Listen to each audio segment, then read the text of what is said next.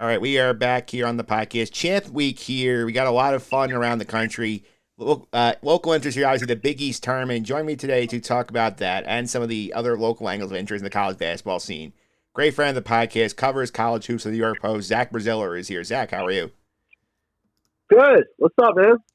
Excited to watch this week. A lot of fun with season. I feel like from a wider perspective, there's not a ton of actual headlines, in terms of I feel like the bubble's pretty much set. I feel the top seeds are pretty much set. I feel like there's a lot of sort of moving and shaking that with civic teams that'll be fun. Yeah. I mean, look, it's a great time of year, and it's pretty exciting. We're almost at Selection Sunday. To me, it's been a really fun season. A lot of really cool storylines, and yeah, I mean, I think it has a chance to be a really good tournament. It does. Yeah, obviously, one of the big factors turn will be St. John's, who got snubbed infamously last year from the tournament.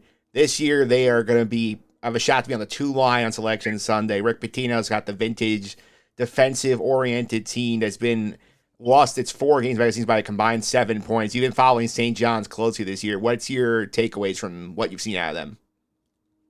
It's been a remarkable year. If you follow St. John's and kind of, it's been a program that for the last 25 years has kind of been a disaster for the most part. I mean, they last won a 20,000. They last made the main draw of the tournament a decade ago. Rick Pitino comes in. His first year was pretty good last year. It took them a little while to hit their stride, and they fell just short of the tournament. And now this year, with a few returnees, a few really good transfers, they're one of the best teams in the country. 18-2 in the league, 27-4 overall. I thought they'd be good this year. Never did I think they'd be like this. And yeah, I mean, look, I think if they win the Big East tournament, they can be a 2 seed. I think right now they're, as we get ready for the Big East tournament, they're really a 3, top of the 3 line. But so to me, worst case is a 3, best case is a 2, and they're going to probably start in Providence that first weekend, and then maybe the second weekend they go to Newark, which is it's a huge national story. It's a huge New York story. People are really into it. It's been a lot of fun to follow. Yeah, it's a lot of fun to follow here. Another big story in the Big East this season, obviously, UConn. We knew we were going to take a step back from where they've been, the 2-time national champions, but I don't think anyone saw the inconsistency that they were going to have over the course of this season. There were points this year where I feel like they were really the same after they went to Maui and got swept out the Invitational, but they're playing a little better now. I think we could watch for UConn this weekend in the tournament. Yeah, I mean, their issues are they're just not the same defensively, and you kind of had to figure that. They lost Klingon, they lose Castle, they lose Newton 3, and I mean Cam Spencer too. But defensively, they lose 3 elite defensive players, and they were bound to take a step back. I mean, they were just so dominant the last 2 years. But yeah, if they ever won this tournament, I think they could maybe get to the 7 line, maybe, who knows, maybe a 6 seed, because they do have a lot of really good wins. I don't see them getting through the first weekend. I just think they're going to have to play someone who's really, really good. But, you get to the tournament, you win a game. I get UConn fans are spoiled, but to me, it's kind of a transition year. To go to the tournament, win a game in a transition year would be the worst thing in the world.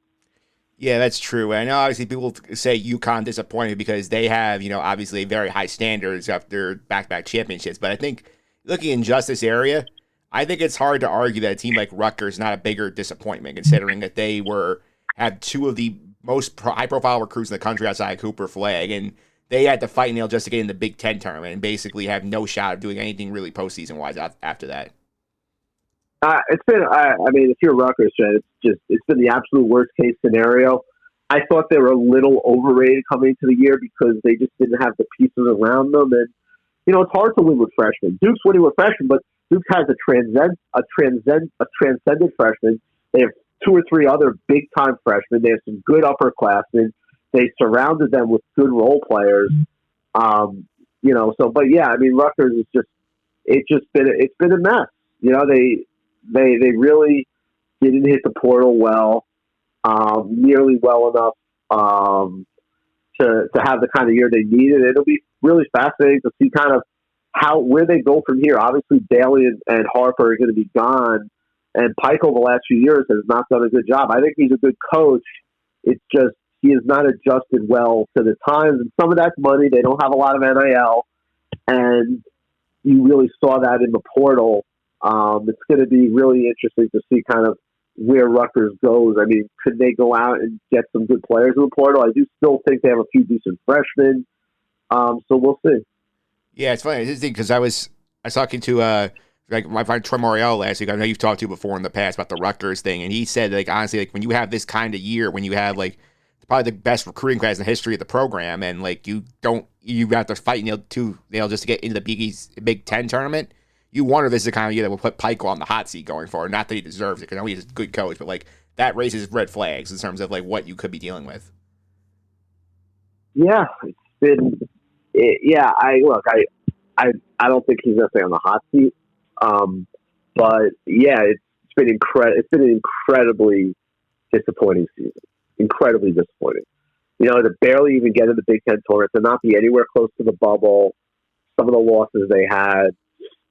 Kennesaw State, Princeton, who didn't have the year a lot of people thought they would. It's like I said, it's a huge off season for Peichel. You know, they got to keep their good freshman. Lathan Somerville is the top guy, in my opinion. Dylan Grant, a guy who's not bad either. If you're a Rutgers fan, it's got to be just incredibly, incredibly disappointing. Yeah, so let's get to this Big East tournament here. I think it's some interesting stuff here. Obviously, we got like right now looks like 4 teams who are probably tournament locks. The 5th being Xavier. We'll talk about it in a minute here, but I want to go to this Thursday night game, the nightcap between Villanova and Seton Hall, and we've seen Villanova have some really high highs this year and some really bad losses in the non-conference portion of the season, particularly here. And I know there were points that Nova was on the bubble, and now they're not. So, like, do you think like this is a spot here where like if Nova gets going, and I know if they win, they'll play UConn here. Could they make this a fun tournament if they can get hot again? And they have the talent. I mean, to me, this is a team that should probably be in the tournament. They should be somewhere between a 7 or a 9 seed. I mean, they have the nation's leading scorer, Eric Dixon. Luga Poplar is terrific. They have some good other pieces around them. They've just blown a million close games, a million games. They've blown a million leads. Obviously, the 2 with Georgetown at the top of the list. I have my doubts they can put together more than 1 or 2 good games. Could they get to a semifinal Friday night? Yeah, it's not crazy. You know, you would think they beat Seton Hall. They match up well with UConn. They beat them once. Should have beat them at UConn. Blew a big lead, one of the many big leads they've blown this year. They just been so inconsistent. I have a hard time seeing them getting past Friday night. But yeah, maybe get to Friday night and create some buzz there. Neptune they've just been so inconsistent. They'll play, they beat St. John's one night, and then the next they get crushed by a bad Providence team. They're just they're a sleeper, no doubt, because they have the talent, but they haven't shown that they can put together more than 2 games in a row here. Yeah, it's true. I think the team of bubble interest the most of the Big East is Xavier, because obviously they're the 4 seed, because they have a tiebreaker on Marquette. They play Marquette the first game here. You both look at most brackets kind of sitting in that like first 4 area because they won 20 games, but because of the metric of the net, that 2 of their better wins don't count as quad 1. But like, I feel like to me, this is a spot where I feel like if Xavier wins this game against Marquette, they're in the tournament.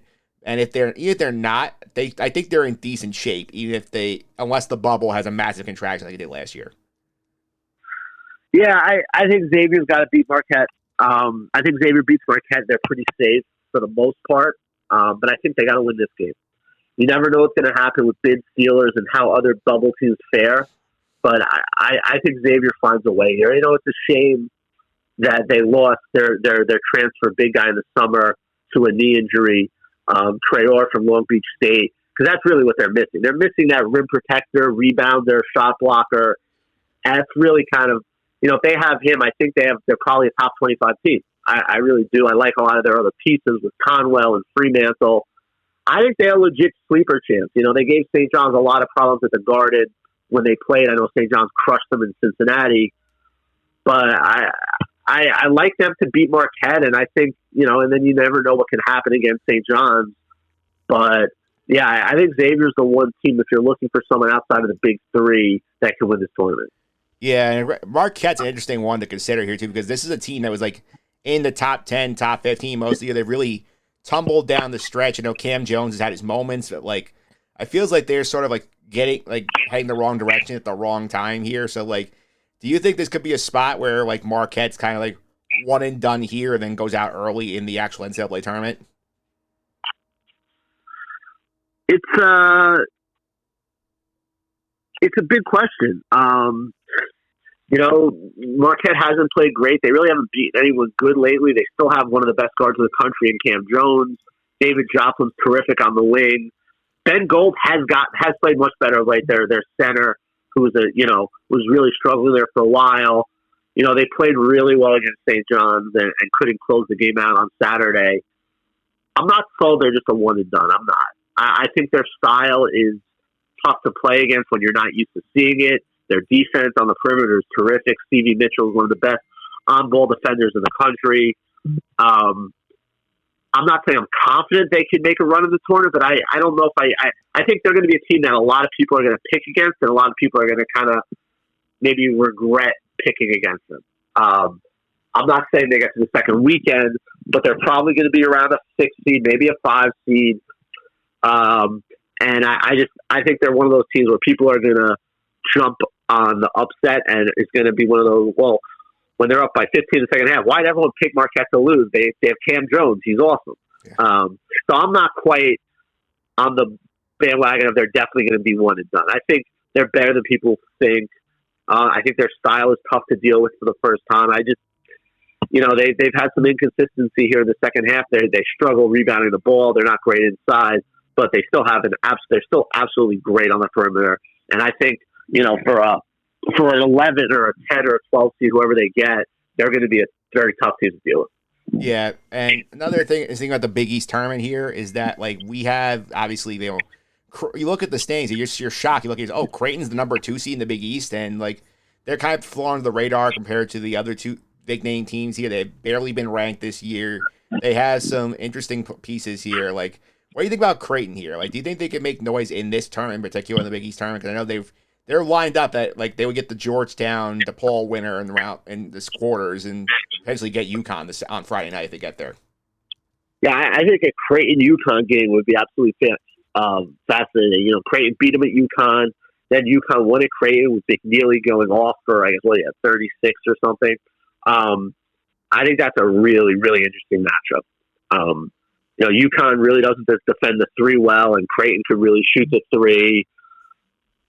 Gun to my head prediction, I think it's St. John's Creighton in the final. Yeah, I know it's boring, it's chalk, but that would be my pick. I think Creighton's better than people realize. I think they're better than people think. Kalkbrenner is obviously a game changer in the paint. Who knows that second St. John's game? Creighton beat them by 1 in Omaha. That second St. John's game at the Garden, it was really close, and Kalkbrenner hurt his foot. He missed like 5 minutes late in the second half. He came back. But those 5 minutes, St. John's kind of took command of the game, and who knows how that game goes if he doesn't get hurt. I think Creighton's the one team St. John's doesn't want to see because of Kalkbrenner and how he kind of changes the game. But I think my prediction for the final is St. John's Creighton. Yeah, it'd be a fun tournament for sure with the St. John's Creighton situation here, because I know St. John's is a big deal for them because obviously winning the Big East regular season the first time since '92. People also remember they've not won the Big East tournament since 2000, so it would be a nice feather on the cap for Pitino in year 2 to get both crowns. Yeah, and it would be a nice feather to cap. It would probably get them a 2 seed and set them up to have a huge NCAA tournament. I mean, they're the favorite. There's no question. It is kind of weird. I've used to cover the tournament when you go in and say, well, St. John's has to win the Big East tournament to make the NCAA tournament, and they usually like playing in that 8-9 game and then get crushed in the quarters or lose a heartbreaker in the quarters at noon. And now here they are. They'll be striding in there as the number 1 seed. It's a very different Big East tournament than I'm used to. Yeah, for sure. Like, what do you think is like would you say is the area of concern for St. John's and they get to March? Because obviously I would say the lack of 3-point shooting something could be a problem. They run into a team that's nailing a bunch of outside shots. What would be your concern area for the Red Storm? Yeah, their defense is so good. I'm not worried about them playing a team that hits a bunch of outside shots because they can really run you off the line and they switch everything with Ejiofor at the 5. My bigger concern is facing a team that has like a guy like Halpern that's going to really kind of control them in the paint, because St. John's, so much of their offense is predicated on guys getting in the lane, getting offensive rebounds, scoring inside. Now, they have shot the 3 a little better of late. R.J. Lewis is making a lot more threes than he was earlier in the year. Simeon Wilcher can hit shots. Aaron Scott can hit shots. Davon Smith, you would think he'll be back from his shoulder issue in this tournament. So I think it's more about a team that can kind of take away their strength. And their strength is second chances. It's getting to the line. It's getting into the lane and scoring in the paint. So like a team that's really got good big men. Georgia gave them a lot of problems with Bahamas. Georgia has really good big men. And Georgia, is a team that gave them issues. They've played teams that shoot the 3 ball well, and for the most part, they've done well defending it. So I don't think it's facing a team that hits a lot of threes. I think it's more a team that can really shut them down inside. Yeah, that's true. Let's talk about some other two of the other turns around this area that are interesting here. I feel like the A-10 turn, I think, got a lot more interesting once VCU lost over the weekend here. I feel like, especially if you're like a Xavier, you're a team on the bubble here, you're watching that thing with two eyes on it, hoping that VCU gets the job done, because I think if they don't, there's a chance that's a 2-bid league. Yeah, I don't know. I don't know if I see VCU making it as an at-large. They really don't have any big-time wins. They have a really bad loss to Seton Hall. I think that if you're a bid stealer, the tournament you're watching is the AAC. I mean, if you're a team on the bubble, the tournament you're watching is the AAC. Memphis is obviously making it, and you really want to see Memphis win that tournament. If Memphis doesn't win that tournament, that's going to be a bid stealer. The Mountain West has probably got 3 teams in the tournament: New Mexico, Utah State, San Diego State. One of those 3 don't win the tournament. That's a concern.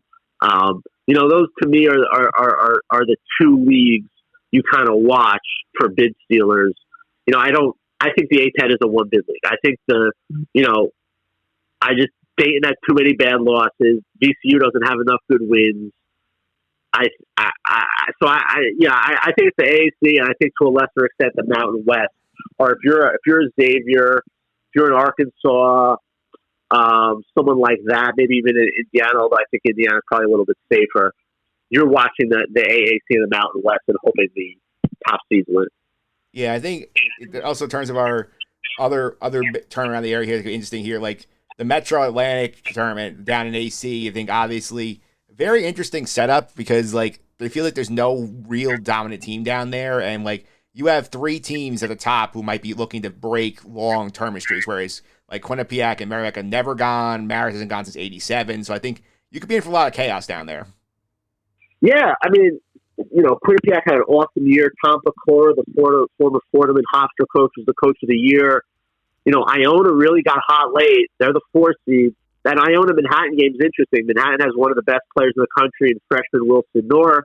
That Iona-Manhattan is obviously a huge rivalry. The winner of that game is then 2 wins away from getting in, and would probably get Quinnipiac in the semifinals. Yeah, it could be definitely interesting. I'm glad to see the MAC finally came to its senses and is now going to be playing their championship game, before all the big boys start on a Tuesday night, which is kind of what it used to be Monday, but Tuesday is certainly better than burying it on a Saturday night. I never understood that. I understand they like Atlantic City, and that was part of the deal there, but to me, that was just a huge mistake. It took a lot of attention away from their big championship game. So I like the fact they're going back to that next year. For this year, yeah, it'd be like, look, as a New York City reporter and a New York City guy, I'd love to see Manhattan or Iona make a run here and do well. And yeah, I mean, look, every year the MAC is wide open. You really never can, outside of those years with Iona, with Cluth, and then Patino, the MAC is usually pretty wide open. And I think this year it is. I think you could see some, an unpredictable result there. Yeah, I think you're dead on to about them going back to the midweek champ week title game, because I remember like as far back as like maybe like 6-7 years before they went to Atlantic City, you have games where like ESPN be sending like Jay Billis to do the MAC game, whereas now you're not getting that anymore, where you're getting like a couple of like lower tier people because everybody's committed to the other. You know what though? Like, it's not even the announcers; it's the fact that you're absolutely buried. Yes. I mean, playing that game on a Saturday night, when you have all the big leagues either play their semifinals or the championship, you're just buried. Yep. Like if the MAC championship game was tonight, you'd get really, or tomorrow night you get a ton of attention. You get a big spot on ESPN or whatever, ESPN2. It was great. It was the night of the year the MAC really kind of took center stage, and they've lost that the last few years. So it's a really good thing they're going back to it. I understand there's other issues involved, and they got to agree with ESPN here, and it's very good for the league. It's something that, to me, that was a huge miscalculation for them to now play their tournament. Their tournament starts tomorrow on a Tuesday, and it's completely buried. The basketball nuts will still pay attention. I'll still follow the tournament, but it's just not the same. I mean, Sunday, when there's nothing going on, they would have their semifinals, and people would really be tuned in. I'm glad that finally they kind of came to their senses and realized the mistakes they were making. Yeah, I agree with that here. Last thing here is, obviously, we got a lot of basketball coming to us over the next 5-6 days on the road to Selection Sunday here. What are some non-local things you're watching for over the next 6 days? My national column that was in print today, there are 5 teams that I said I'm really watching. BYU, Gonzaga, North Carolina. We're 3 of them. I forget the other 2, but to me, Gonzaga is fascinating. They're going to make the tournament. They really don't have a lot of high end wins. They're 3-6 in quad 1, but they're a very good team. You watch them, they look like a legit second weekend team. Now they're going to probably get another crack at St. Mary's, you would think, and that gives them a chance to kind of move up. But if you're a 1 or 2 seed, you got to deal with Gonzaga in the second round. That is not going to be fun. I think BYU's won 7 in a row. They look really good. They're another team right now. They're probably not higher than a 6 seed, and that to me is low. They're playing great. They won at Iowa State recently, beat Arizona. They're a team that I think a lot of people are going to have as a sleeper Final Four pick. And then look, now North Carolina, they got to win the ACC tournament to get in, and that team is way too much talent to miss the tournament for the second time in 3 years. R.J. Davis, Ian Jackson, the list goes on. And to me, it's the one chance the ACC tournament has of having any juice. You could get North Carolina the Friday night, the semifinals against Duke, and they get another shot at Cooper Flagg and Duke to where maybe they can get that automatic bid and get in and maybe go on a run. Another team, Yale. To me, Yale is really good. They beat Auburn last year. They obviously had Danny Wolf. He goes to Michigan. But they're really good anyway. They still have Nick Townsend. They still have a few other. They're a really good 3-point shooting team. Now the problem is they got to win 2 tough games. They got to start with Princeton, who a lot of people thought would be the class of the league. Princeton hasn't had the year a lot of experts thought, but Princeton's still really, really talented. Caden Pierce, Xavier Lee. That's an Ivy League tournament semifinal game, and then they would have to beat the Cornell Dartmouth winner. So it's not going to be easy for them to get through this weekend at Brown. But to me, if Yale gets through it, I think they have a really good shot to win a game or 2.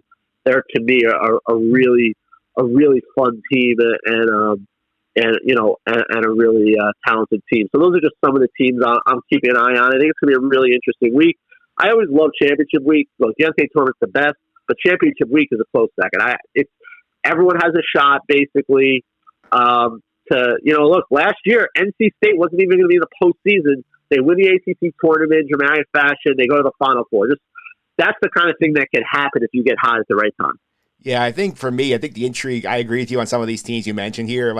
Seeing how the committee values the bubble, I think is fascinating because there are a lot of teams down on that bubble mix, whether some of these SEC teams like Texas and Oklahoma go 6-12 in the league, or Ohio State with 14 losses, or Carolina scheduling hard with not beating anybody outside of UCLA and MSG. So it's I'm going to see what they end up valuing on Selection Sunday when they pick those last 2 teams. That's going to be interesting to me. Yeah, I'm glad Drayton won because Drake's a tournament team. They should be in the tournament. It would have stunk to see them not make it and get snubbed for Oklahoma or something.